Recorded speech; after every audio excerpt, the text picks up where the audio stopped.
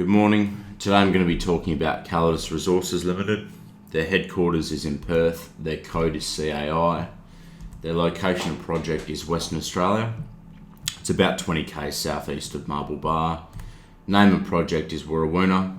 Reserves currently sit at 500,000 ounces or just above it. Their measured, indicated and inferred resources, or all of their resources collectively, sit at just 1.5 million ounces or just below. The head grade on the reserves is 1.2 grams a tonne. Shares on issue 219 million for a market cap of around 122 million or thereabouts, and their current share price is sitting around 55 cents or thereabouts. So I'm just going to talk a little bit about this company. I used to own this company, own shares in it. Couple of years ago, before they did the share consolidation, I sold out because I needed capital at the time, and all that. But look, they've come a long way. They've just released a pre-feasibility, an update to their first feasibility, and they're going to do a definitive feasibility next month, or this quarter. Sorry. So I'm interested to see what that has. Look, the numbers that came out in the project were pretty good, and I'll go through them. But my geological confidence isn't really there, and it's mostly down to the fact that there's not much of a reserve base at all. But I'll talk a bit about that later in the video, and a bit about their block modelling and things like that as well. So they've got, I've spoken most about all this other stuff. They've got cash on hand, 5.8 million. Dave Reeves, I'm sure if you're watching this video, you're familiar with Dave Reeves and you know who he is and what he's about, but he's a mining engineer with 30 years experience in Africa and Europe and Australia. He's been with Calidus Resources since June 2017. He was with the European Metals as chairman, but he stood down on the 30th of June this year. And that's to solely focus on, obviously, Calidus Resources and the Warrawoona project. He's been with Calidus Resources since January 2011. He's taken a number of other projects from feasibility through to project development as well. So he's got some experience. He's got some skin in the game, as they say, and he's the right guy at the helm, I think. So Alcan Resources, they own 12.8% of Calidus Resources, and like I don't really think that this has any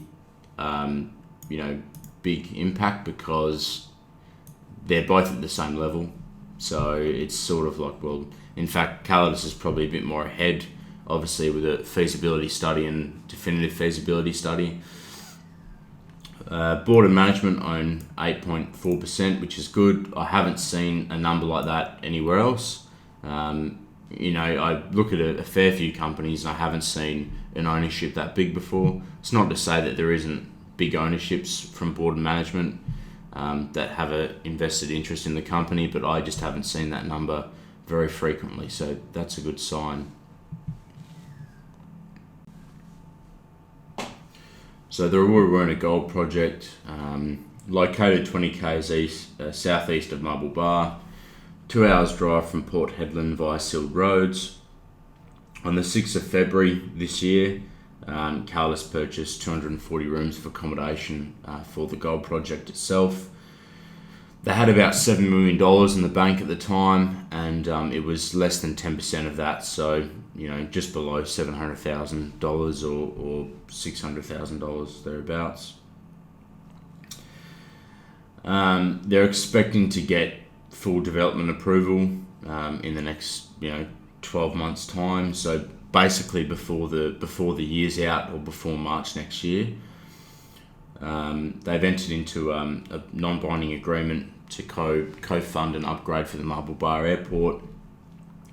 These works will be undertaken expected to be undertaken during the 2021 period, during the construction phase of the gold project itself. the total cost of that is about 7 million Australian. Calidus will contribute 2 million Australian towards that as well. So they've got a definitive feasibility due in Q3 2020. Early work scheduled for Q4. So they've they're kicking goals. They're moving ahead quite fast.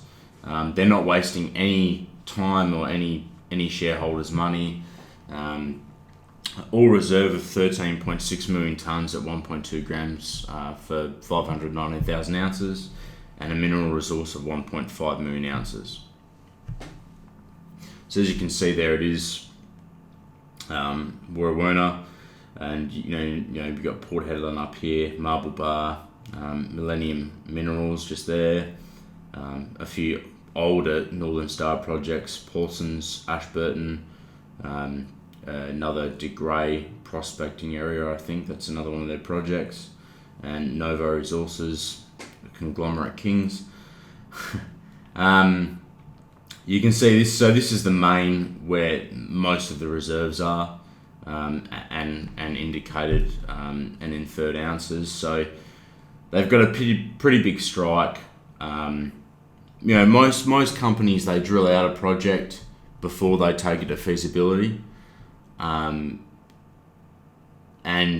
I understand why these guys haven't. A gold bull market sort of coming into play, but also, you can get the project up and running with minimal capex, and start getting the free cash flow coming in through the door to organically grow the deposit itself as you mine it. So I understand why, but to me, the geological confidence of 519,000 ounces just isn't really there, and the block modelling that they've done is very conservative, and I'll talk about that, but there's no real way to know if it's right without actually mining the project, and seeing how it comes through the mill. I mean, it's the reality of the game that they're in and that we're in, I guess, speculating on it. But I think these guys can do it, despite my doubts and my skeptical approach of the reserves and the resources and the grade that they have. I think that if it comes off, it will be a very, very good little project to have, and it is little. I mean, I'd like them to get this out to 800,000 ounces plus, maybe even to 1 million, just so they've got those 8 years of 100,000 ounces mine life. Just in case the geological interpretation isn't exactly on par, and they have some room to make up from it in the study itself. So I mean, Millennium Minerals went broke and they had a high head grade and probably bad management. It was a sulfide plant, bulk sulfide, but it's the fact that it's so nearby. I think that Calidus really, they need to take the time to understand this deposit geologically, because if the geology is wrong, forget about it. It's just it's the way it is. I mean, but I have faith in them, to say the least. So always looking for an entry point. I would like to see them grow the reserves. So the gold project and the feasibility points of that. So localized uniform conditioning. I'll talk about that block modeling later in the video, and I'll go through a few others as well. So basically, what it does, it calculates smaller block model size, so it's more conservative estimate, and I'll explain a bit more about that and other techniques of how that is used. So majority of the reserves are in the Klondike open pit. Initial focus of mining, strip ratio of 3:6, which isn't the best, it isn't the worst either. 2 million tonnes per annum carbon in leach plant and 2.4 million tonnes transitional material. 95% recoveries on 94, as you can see here, 94.3. $15 per tonne life of mine processing costs, fairly low. They've put the measured There's about 75,000 ounces of measured material. They've put that into the production numbers. 8 years of life of mine. As I said, I'd like to see like 100,000 ounces. So, another 15 more thousand ounces or 10,000 ounces. But hopefully that's all subject to change. Development and pre-production capital, 116 million. That includes contingencies. That includes pre-production mining costs, everything. So quite low, but the project is very small. So it's if they were to drill this deposit out and hopefully the geology is there and the ore body grows, in grade, and it is viable to mine, then obviously that would be a lot bigger. But and I think that they'll find as they go underground that the cost is going to go up, and that is my concern geology wise. So life of mine, all-in sustaining costs, 1,251 per ounce, really competitive, really good. It's pretty good. It's not that bad. It is a small project though, and that's my concern. My concern is the confidence in the geology, and the way I tell that is by the reserve base. So yeah, there it is. There's the costs and everything associated. So $97 million per annum at a 2,500 an ounce gold price, which is, I think, a few companies are using this. There was another one the other day that's also using this as well. I saw initial rate of return is 77%. It's pretty good. I mean, obviously all these things go up with the gold price being high, but it's a pretty good base case to have, I think, now. And as I said, a lot of other companies are using it. So they do quite a lot in free cash flow as well. Over the time of the project, payback in 13 months, which is also pretty good as well. I mean, obviously that does decrease. The payback does decrease, if the gold prices are higher, but to get that as a base case of, $2,500, dollars Australian per ounce is pretty good. So like I said, 85,000 ounces per annum, and you can see all the, the ounces per quarter in there, 20,000, and it drops off, around that sort of 6 year mark sort of thing. So if they can build that up to say keep it across the same level, that would be good. So another 300,000 ounces into reserves would be great, and yeah, would be very nice. And then you can see here in this chart that as the pricing increases, the metrics of the project become more valuable, just like with anything else. But yeah, it's going to be an interesting project, and as I said, a few concerns geology wise. I'd like them to have a bigger reserve base. My worry is that the grade doesn't get that big, as they go deeper. But I'm waiting on the deep drilling to see what happens as well. So I'll just quickly discuss the block modelling that they've used, and I guess try to put my point on it, try to explain it. So the localized uniform conditioning that they've used, it's a conservative estimate using small block models to identify the resources of what's at Klondike, and there are other ways to do it. So inverse distance weighted interpolation is one, and that's trying to estimate the unknown value through the already known values. Kriging, which is spatial statistics, is another one, and just general simulations is also another one. So the inverse distance weighted interpolation, it's both very, very similar to each other, interpolation and inverse distance weighted. So say for example you've got a drill hole here, you've got point A here, point B there, point C there, and you're trying to figure out what point D is in the middle here. Probably this is probably the best way to, I guess, describe it. But what you're trying to do is you're trying to connect the dots from what you already know, from the values that you already know, and you're trying to estimate what that point is in the middle, the unknown value. So you can see here that's with all the drill holes and stuff. That's what they're doing. So it's an estimation process, and the trick being is, how do you know that it's accurate? Well, the only real way is to test it through mining, and reconciling back to the mill on a monthly, yearly, or tonnage basis. That's the only real way. So,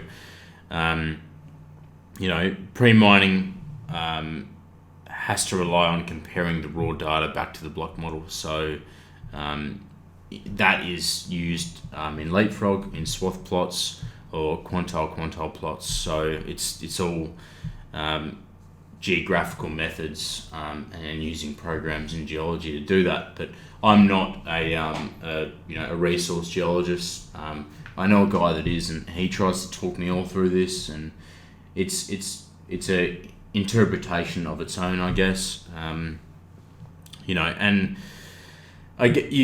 could do a smaller drill spacings, but as we spoke about before, depending on the size of depending on the geology of the ore body and how it goes, it might not be worth it. It might be too much or too little. But I'm quite confident that these guys understand what they're doing. I mean, years more experience than I do, but I would just like them to have a bit more of a resource base and reserve base.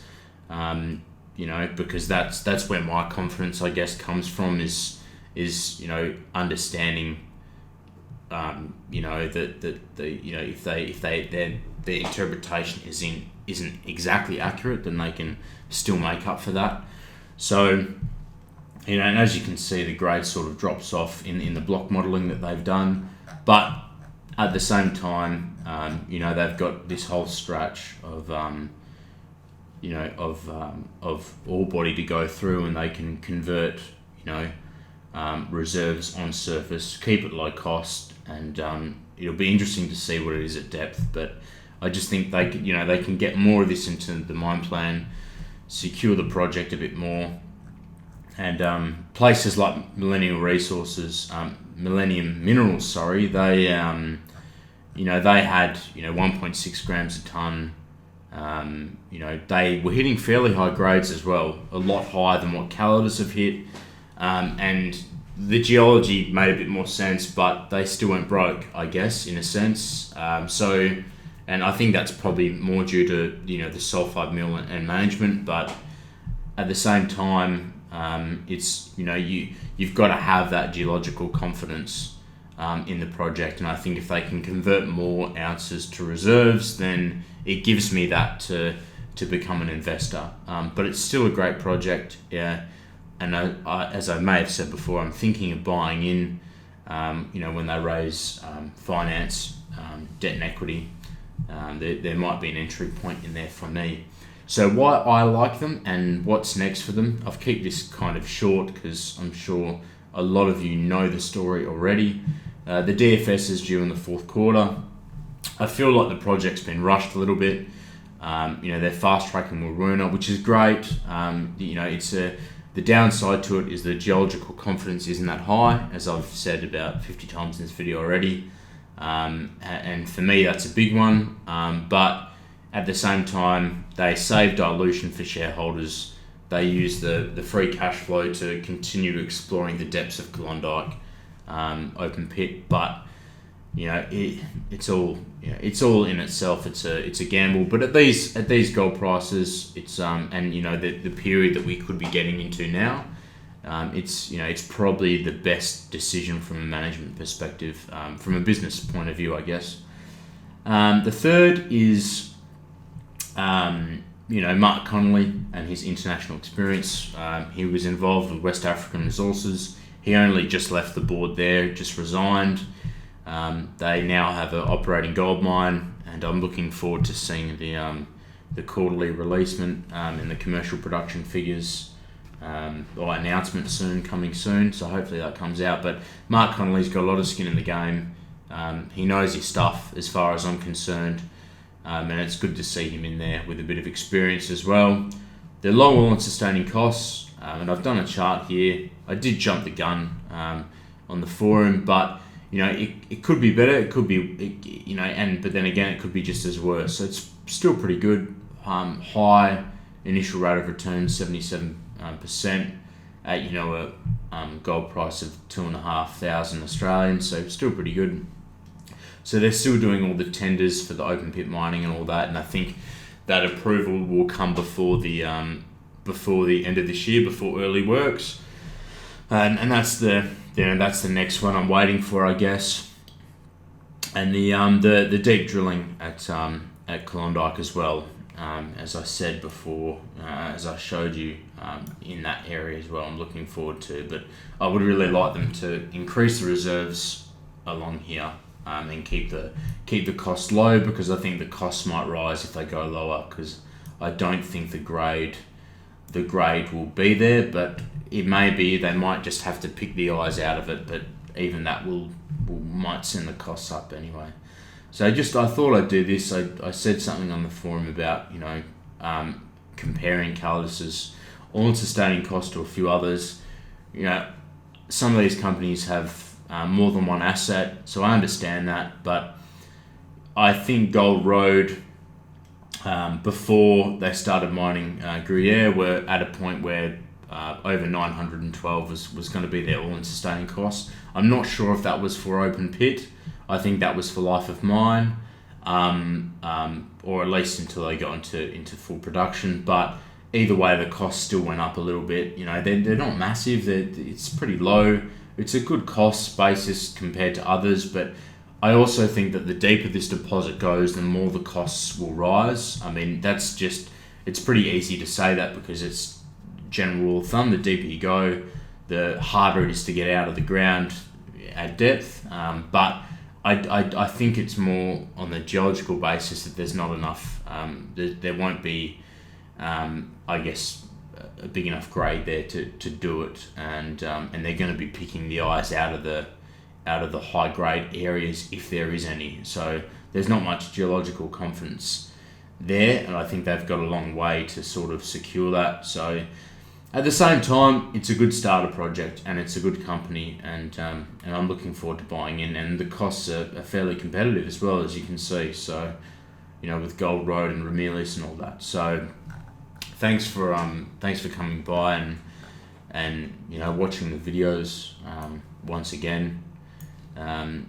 This company is definitely something that I'm waiting to enter, but I am concerned, and I think that I have to point that out. You can't just say all the positives about these companies, because then you're really not speculating. So thanks anyway, and see you guys next time. Cheers.